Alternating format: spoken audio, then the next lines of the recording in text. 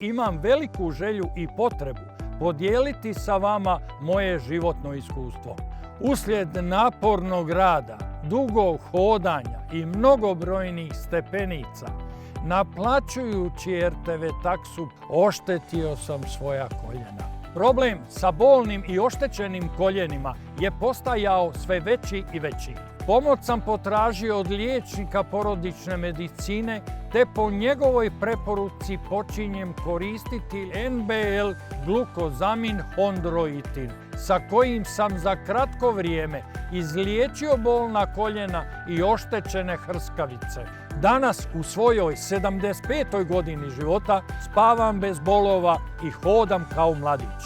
Zdravi bili i zdravo hodali uz NBL glukozamin chondroitin. NBL glukozamin chondroitin dokazano efikasne doze u kombinaciji sprječavaju propadanje i pomažu oporavak zglobova.